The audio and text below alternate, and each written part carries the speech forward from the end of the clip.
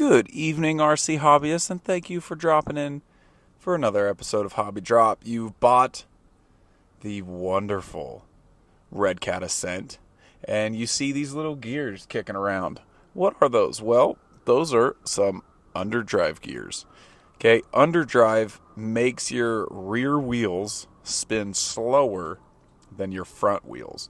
And what that does is it allows you to do some crazy climbs like these, because the front is pulling for traction and your rears are spinning slow enough that it doesn't just flip you over backwards. It is a huge advantage. Drop a comment if underdrive or overdrive is a must in your rigs. I know it is for me. So without further ado, you've seen what it can do, and now let's show you how to do it. We're going to run through, we're going to go over the gears, and let's get it. All right. So you can see here, you've got the 19 and the 25 tooth that gives you the 10%, and the 18 and the 26 that give you the 20. So we're going 20. So we're going to start off by removing these two screws on the top of the transfer case. First one came out no problem. Second one came stripped out. That was a huge bummer. Really frustrated, honestly.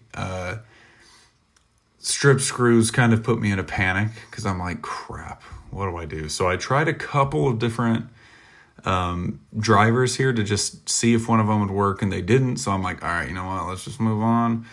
We're going to come over here to the drive shaft. And this is the rear drive shaft. So we got to take this apart.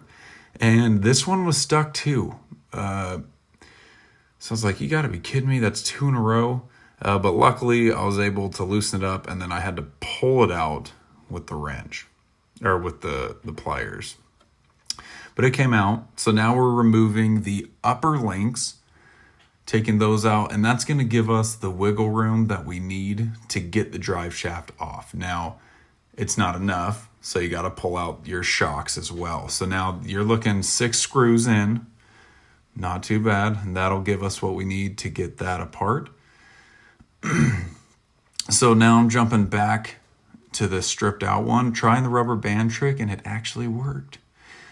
So that was exciting. We're going to chuck that and replace it. But go ahead, pull that off. And while it was off, I went ahead and trimmed down my drive shaft a little bit to give them more room to flex. And I just used, like you could see there, a razor blade, nice and easy.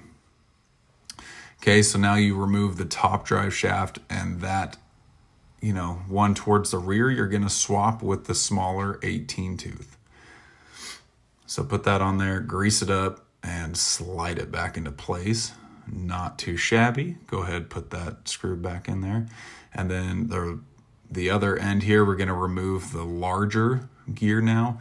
I'm not sure what the stock gear size is. Or are, whatever. But you're going to go ahead and put the 26, 24 tooth, the larger of the gears. You're going to go ahead, grease that one up, and put it back in.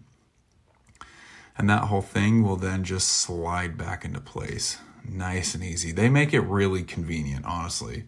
So right here, just running those gears, spinning them, and then I check, and they look nice and lubed up. So we're going to go ahead and close that up and put the screws back in.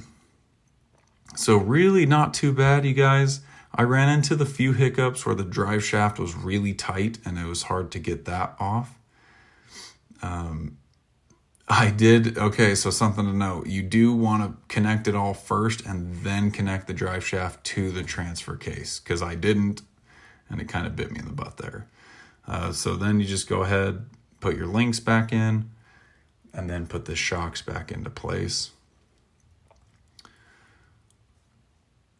Okay, double check, make sure everything is like piecing together well. I don't have any weird rubbing or any issues that came about. So now you can see after one rotation, the front tire is spinning faster. 2 rotations, you can see.